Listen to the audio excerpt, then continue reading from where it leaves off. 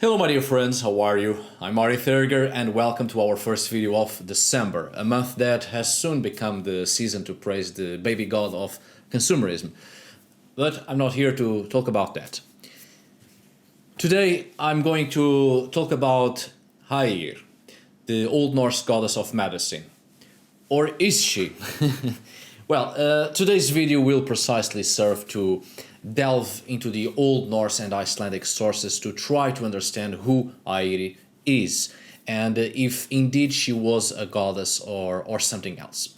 She is often associated with medicine, and I can tell you right now that that isn't a wrong assumption. In fact, that is probably the only thing we can safely associate with Air, but we do need to understand why based on the surviving lore. So I'm not here to assume anything or fit some usual misconceptions. Today we are going to focus solely on what we truly know about Air, because I think that is the safest course to avoid wrong assumptions. We need to start from what we truly know and from there develop the study towards what is known instead of building the foundations of knowledge on hearsaying, someone's personal gnosis or misinterpretations.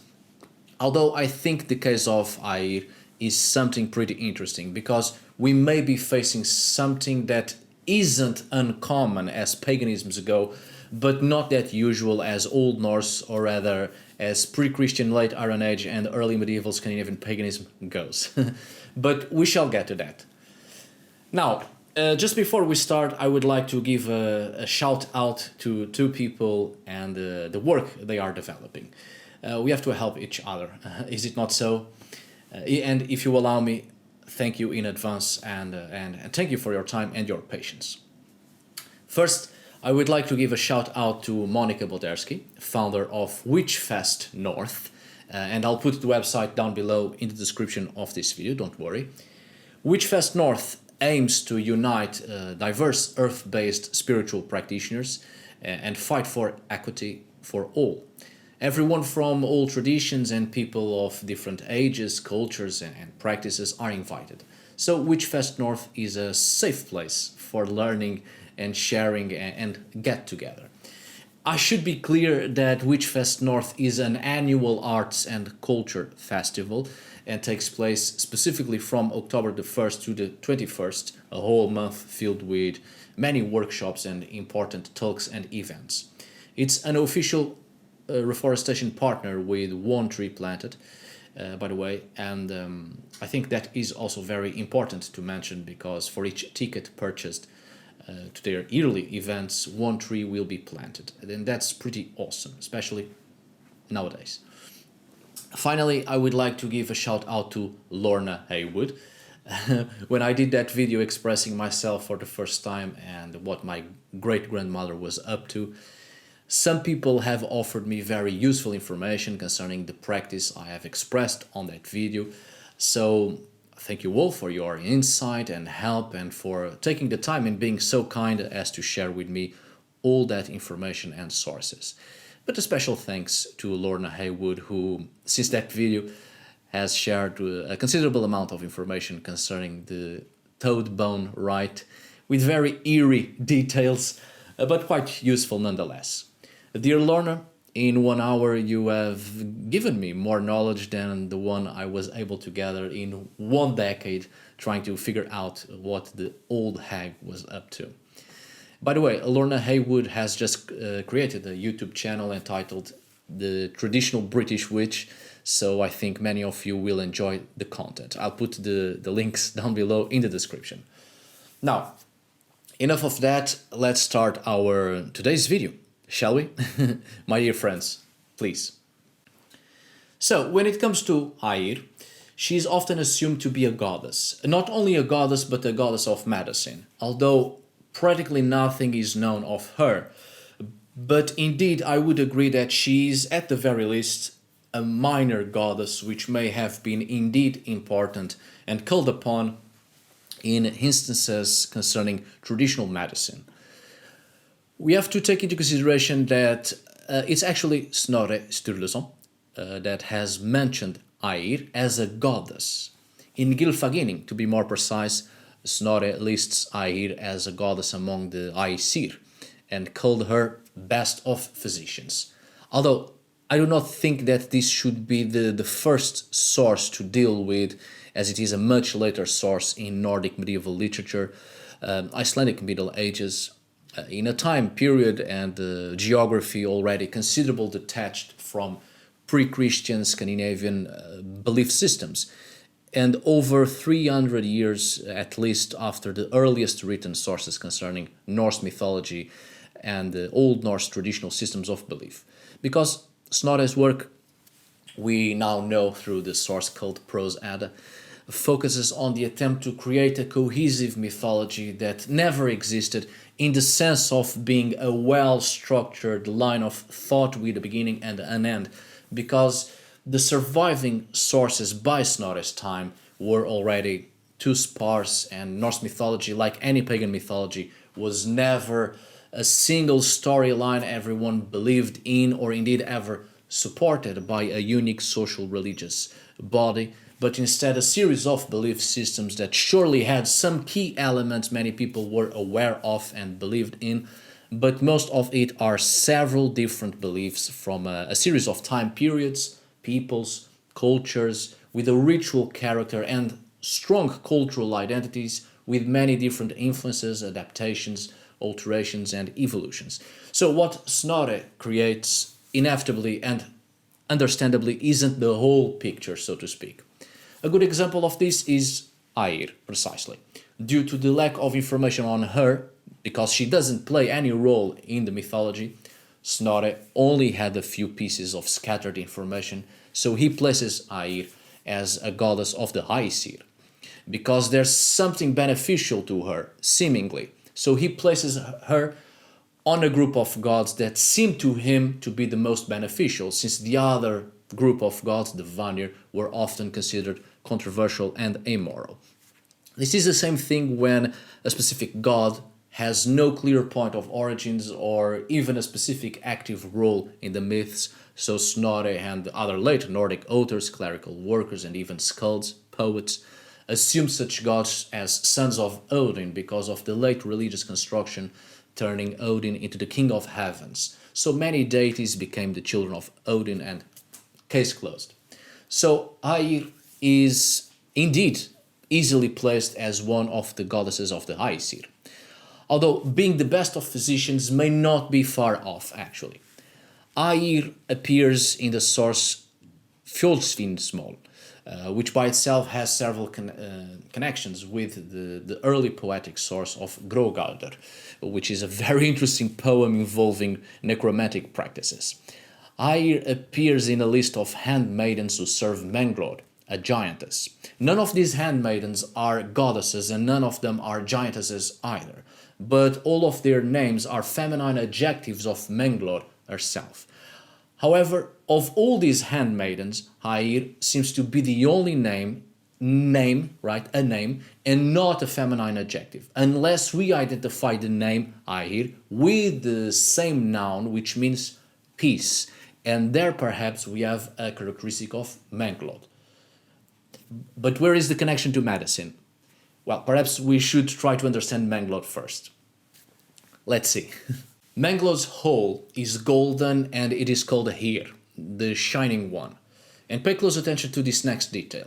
The hole is situated within an enclosure, a fenced space called Gastrofnir, and it is surrounded and protected by flames.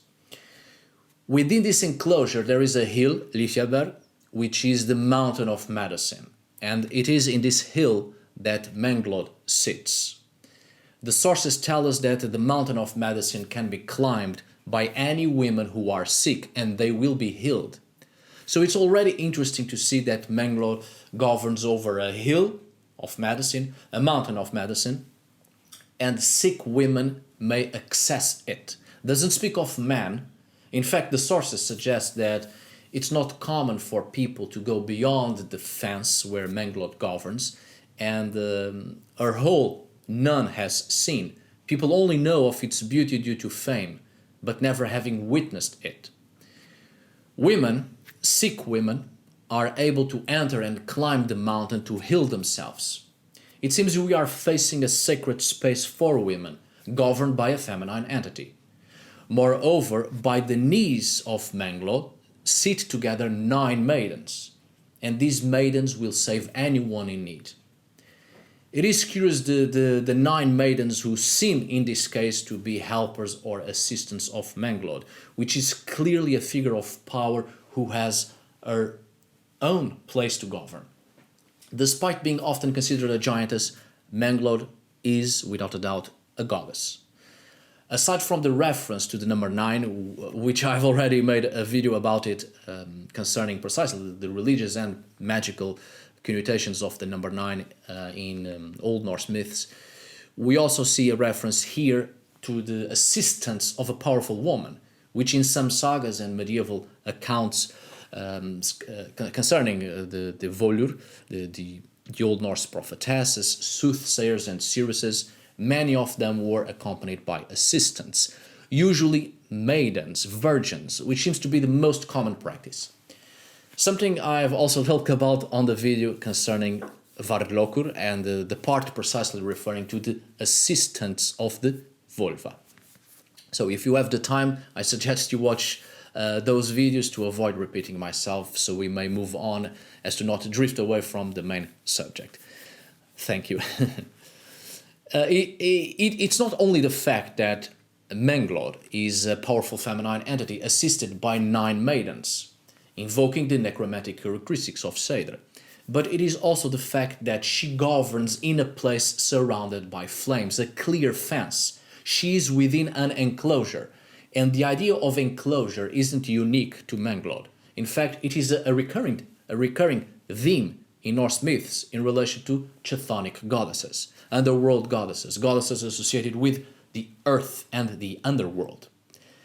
As I've pointed out on the video about the number 9, but also on one more recent concerning Galdr, the idea of an earth goddess within an enclosure is very recurrent and is always associated with the number 9, as either a 9 days trial or a ritual process of initiation involving 9 phases. I don't want to repeat myself, but let's quickly recall that there are several Old Norse and Icelandic sources that place a male god or a male character or several male characters in a position of having to endure 9 steps or phases to acquire power from feminine entities. I've talked about today about Fjolsvinnsmol as the main source where Aegir appears, but also Menglöd, and there's indeed a male character trying to reach Menglöd, and there's a 9 steps process just like in Grogaldr. There's 9 magic songs to contact the goddess within the enclosure. But let's also remember Skirnismal, in which the male figure, the god Freyr, goes through a 9 days trial or 9 ritual steps or phases that will lead him to the other world where a goddess figure he inhabits. In the case of Skirnismal, the god Freyr endures 9 nights to be with his bride, Gerdr. Gerdr literally meaning enclosure, which reflects the same parallel in Fjolsvinnsmol as the hero Svirpdagr, through 9 spell or magic songs, Galdr, reaches the other world, where Menglöd inhabits, surrounded by a wall of fire and a wall of clay, again, the enclosure. Let's not forget that Freyr not only is the brother of Freyja, but also her lover, and Menglöd is actually another name for Freyja. Menglöd, the best possible translation of the name, is the one that takes pleasure in jewels, and we can easily make a connection with the goddess Freyja in here, who owns the famous necklace Bisinkamen. Freyja is associated with an important bright jewel, and there's even a myth of the theft of this jewel. But it isn't just this aspect of jewelry that creates a link between Menglöd and Freyja, but also the fact that both are clearly associated with feminine magic, Seidr, and the idea of inhabiting an enclosure, just like Gerdr, Freyr's wife, whose mention in Skirnismal may not be related to a separate goddess, but simply Gerdr, as in enclosure, and Freyr needs to be with Gerdr, or in other words, needs to pass the enclosure in order to reach the goddess, his lover, his bride, Frøya. Let's not forget that the name Frøya is merely a title meaning lady, the lady. We don't know an actual name for Frøya other than being called lady. So Menglöd, as well as Gerdr, are references to Frøya and their powers over fertility and magic. Or in other words, as Skirnismol, Fjolsvinsmol, Grogalr and Svipdagasmol mentioned the theme of seeking the powers of a fertility goddess of the earth connected to feminine magic, to Seidr, and the idea of 9 ritual phases in order to reach the realms of this goddess, to be able to pass through her enclosure and reach the goddess herself within. This is the main theme, and in the 9 maidens of Menglöd we see this ritual process. Not only that, but indeed the 9 maidens themselves seem to represent characteristics of the main goddess, the great maiden or the great goddess, and Hayir would not be an exception, and she would be one of the characteristics of the goddess as well, the most peaceful aspects of the goddess. However, Snorri later on counts Hayir as a goddess among the Aesir and the best of physicians, which now we understand why, because she is one of the maidens, assistants of Menglöd, who governs on the Mountain of Medicine, which is probably, of course, a reference to earlier myths concerning a sacred mountain where usually an underworld goddess governs, or some other underworld deity. Or indeed, the sacred mountain motif is often the realm of the dead and the entrance to the other world and to the underworld, the very earth beneath our feet. The theme here continues to be the exact same. A 9-step ritual to pass through the protective enclosure that guards the sacred space of a chthonic goddess, and from her receive her primordial knowledge and the benefits of her sacred feminine magic. Now, of course, Hayir, otherwise known as the goddess of medicine, seems to be a characteristic of a main goddess, together with the other 8 maidens that compose 9 different ritual steps or magic songs. And or we are facing a case of 9 goddesses who are, in fact, 9 manifestations of the same main goddess, but occasionally called upon, each one called upon for their specific powers. In other words, manifestations of the same goddess, but different fields of expertise, so to speak, of the goddess. And when in need of one in specific, one of the maidens would be revered to focus on that specific field of expertise. This is not uncommon as venerations or worship to deities go, but unusual in terms of Old Norse deities. For a better understanding, we can take the example of the great goddess in Hinduism, Mahadevi. The goddess Durga manifests herself in several forms, all of which are the aspects of Mahadevi, the great goddess, who is the personification of Shakti, the feminine divine energy that is the very heart of creation. Several goddesses are worshipped as forms of Durga, such as Kali, Sati, Parvati, the mother goddess, Lakshmi, Saraswati, etc. So, it is a possibility that Menglöd, Gerdr, Frøya, and other Old Norse feminine entities that share similarities may be the manifestations of a great goddess, as they all share the same characteristics, powers, and a lot of similarities and even equal themes in many poems, myths, and skaldic poetry. Personifications of the feminine divine energy, as Menglöd, Gerdr, and Frøya, are all connected to the sacred feminine and the idea of an enclosure as the sacred space of women's society and magic. If so, Hayir could indeed be considered a goddess, a minor goddess at the very least, as an aspect of the manifestation of the feminine divine energy, an aspect towards peace, and perhaps indeed related to traditional folk medicine. Of course, you may be asking, well, there are 9 of them, so why would Snorri specifically only pick Hayir to be the goddess of medicine, or at least related to such, and not any of the other 8 or all of the 9? Well, perhaps the answer lies in what each of the other 8 maidens' names refer to. They are all feminine adjectives, such as bright, fair, happy. But it seems that Air is the only of these 9 maidens that isn't directly associated with either individual physical or emotional characteristics, but rather to a whole aspect, which is peace.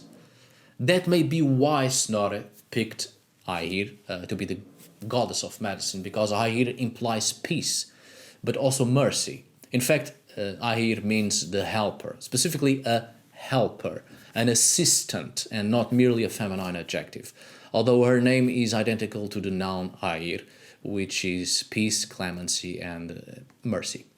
It should also be mentioned that Air appears in the Thulur. I'll put a note here just in case some of you don't know what it is. I'm not assuming anything, but some may find it useful. Air does appear in the Thulur, listed among the names of Valkyries, Valkyriur, but not among those connected to deities. So the only thing we know for sure is that Air was an assistant to a goddess who sits on the mountain of medicine, and at the same time Air is the name of a Valkyrie. And perhaps here we can somewhat understand the healing powers associated with Air. We must take into consideration that not all Valkyries, Valkyriur, are associated with healing. In fact, most of them are associated with this deity or that deity, and usually deities related to death. So many Valkyries' powers are actually associated with, let's say, battle magic, necromancy, battle carnage, death, and such. But not all of them are associated with such things, but also to aspects of healing and rejuvenation and even rebirth. And it is curious that Air, being the name of a Valkyrie, she doesn't come associated with to any gods or goddesses or any gods in general. So if we understand that Valkyries are assistant spirits that manifest and spread on a greater scale the powers of the deities they are associated with, perhaps Air, literally being the helper and the assistant of Menglöd, perhaps we can create an educated association here, and originally Air was a Valkyrie, or in other words, an assistant feminine spirit of the goddess associated with medicine. If so, Air's powers and existence itself was to manifest the powers of the goddess she is associated with, and that would be indeed healing, curative powers. So being an assistant feminine spirit could very well be the original version of Air before Snorri deified her.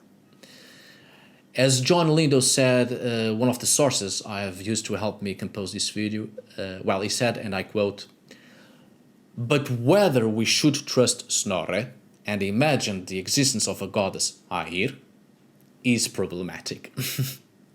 My next assessment may be pushing a little bit too far, but perhaps it doesn't come as a surprise taking into consideration that Snorri Sturluson was a Christian, and the Prose Edda is very much influenced also by Judeo-Christian religious themes of the time.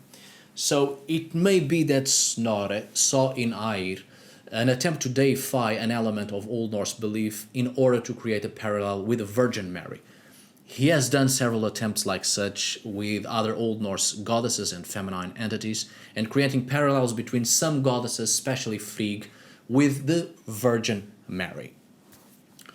Let's not forget that, after all, Air is a maiden, is a virgin.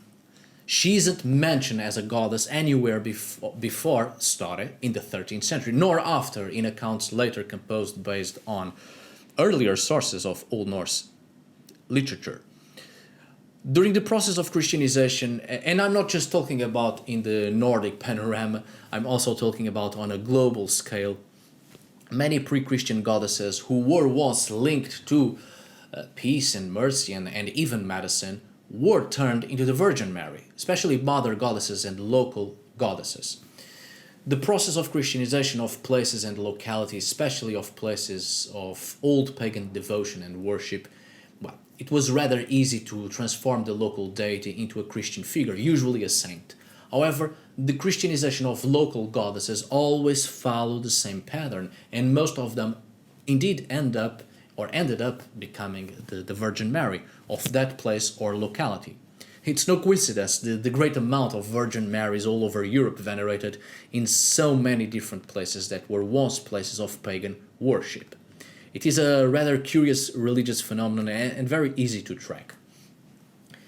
Snorri may have seen in Hayir the possibility to create a parallel with the Virgin Mary, because Hayir, in spite of not having been a goddess, and it is highly unlikely that she was venerated as such, she may have been called upon in magic, songs, incantations, charms, and even evocations during healing processes. In fact, until at least the 19th century, in traditional folk magic, the administration of a substance for curative purposes was often accompanied by a prayer or incantation, charm, or evocation to enhance or at the very least to augment the powers involved in the healing process, to increase the success of the healing process. And upon the Christianization of traditional folk medicine, many goddesses evoked during the healing processes were replaced by the Virgin Mary. So it wouldn't be far-fetched to assume that Hayir may have been an entity or an aspect of a goddess evoked in traditional folk medicine in Northern Europe, becoming quite the well-known entity among midwives, for instance. Let's not forget that the myth of Menglöd, we have previously seen, specifically mentions that the mountain of medicine may be climbed by any sick woman and she will be healed, and that the maidens of Menglöd will save anyone in need. So it may be that Hayir was an especially favorite of midwives and medicine women, something that may have survived indeed in traditional folk medicine and magic in Iceland in Snorri's time. And Snorri was aware of this in his own society, so his attempt to deify Hayir may have been to create a parallel with the Virgin Mary, who at the same time was being evoked in several prayers, incantations, and charms. So, Hayir as a goddess seems to be pushing a little bit too far, and it is clearly a later assumption or creation, but at least I don't think the association with medicine should be discarded. That, at the very least, seems to be clear. But if you are a pagan, a heathen, if you are more predisposed to seek out the aid of Old Norse gods and goddesses, or gods in general, at the end of the day, you should ask yourself if it matters if Hayir was a goddess or not. A goddess, a minor goddess, an aspect of a goddess, or a personification of feminine divine energy, at the end of the day, it's really up to those who create a personal connection with an entity. As modern types of worship, spirituality, and religious manifestations go, entities that once were not gods can very well become such when the need calls for it, and according to the personal manifestations of belief of each individual. Anyway, just before we finish today's video, I would like to very quickly, make a reference to medicine in Northern Europe, because since Hayir is associated with medicine, we should also understand medicine in Northern Europe, which helps us to understand why we know practically nothing about Hayir, because we know practically nothing about medicine in pre-Christian Northern Europe, especially herbal medicine, which is one of those subjects many modern pagans like, but unfortunately there's never a lot of ground to cover, and much of the lore in herbal medicine and magic is actually from an older period, a more recent period in human history. Well, don't get your hopes too high. There isn't much we truly know about herb medicine in pre-Christian Scandinavia, I'm sorry. However, there are a few things that should be taken into consideration, and there's still much we can know and may yet know. Truth be told, I personally don't have an extensive bag of knowledge on that area, on that field in historical and archaeological terms, in terms of herbal medicine. When we speak about pre-Christian times in Scandinavia and the use of herbs, not much is known concerning their use, especially in medicine. Not yet, anyway. Ethnobotany is a scientific field quite recent, and in archaeology it gives some clues, but always hard to find evidences concerning herbs. I myself have done that, although my field isn't specifically ethnobotany, but pure archaeology. But in some contexts, my experience was in burials and the use of herbs in cremation contexts. Herbs can be found, and we can have a few ideas. Concerning pre-Christian Scandinavia, we have at least, or I will put in here at least 3 sources which I think might prove to be useful concerning herbs and medicine, and I'll put them here on the screen. One of them is another shout out that wasn't in my plans, but knowledge is knowledge, and we should seek it out wherever and whenever possible, and I know many of you trust me, so I find that source to be of trust and with strong foundations.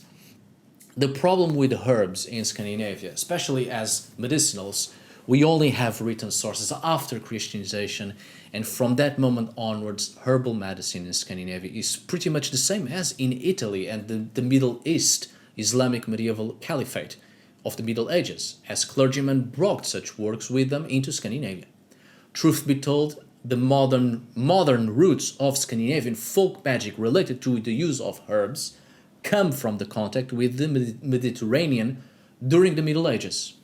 As I've pointed out on the video about the Berserkir and the Hulfedin, you can see here on this information icon in your right upper corner.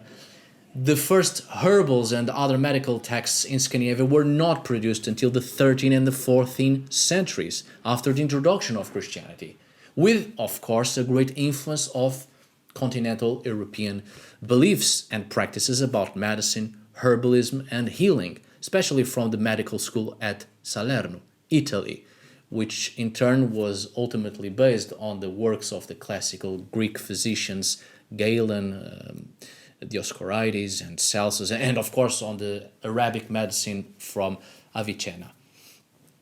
To my knowledge, the earliest surviving herbal text produced in Scandinavia was possibly the 13th century Hutebogan, or also known as Liber Herbarum, the Book of Herbs of Master Henrik Harpestreng, 1244 from Roskilde in Denmark. This herbal book contains translations from Meister's De Viribus Herbarum, circa 1050, and De Gradibus Liber by Constantinus Africanus, 1050, Salerno. Even though there are still few detailed informations about pre-Christian Scandinavian herbal medicine, without a doubt, individual physicians and healers in the Viking Age knew of herbal remedies, obviously. And as I said previously, the fact that until the 19th century, in traditional folk medicine, certain religious figures were called upon in charms and incantations to aid in the healing process, it demonstrates precisely that the same would occur in pre-Christian times, and calling upon specific pagan religious figures and deities for the exact same purpose. Now, just a little piece of information that may be useful, I hope. One herb that we know of and was used extensively in Scandinavia, both in cooking and also prized for its medicinal qualities, was thorn. Angelica officinalis, or Angelica archangelica, commonly known as garden angelic or Norwegian angelica. And we find it in archaeology on a more, let's say, Viking garden context. Precisely nowadays, reconstituted Viking Age gardens are a good starting point to know a little bit more on this specific field of herbs and medicine. Well, I hope that was useful, and I very much hope the entire video was useful. Thank you so much for watching, see you on the next video, and as always, tack för idag. Thanks for today. Obrigado por hoje.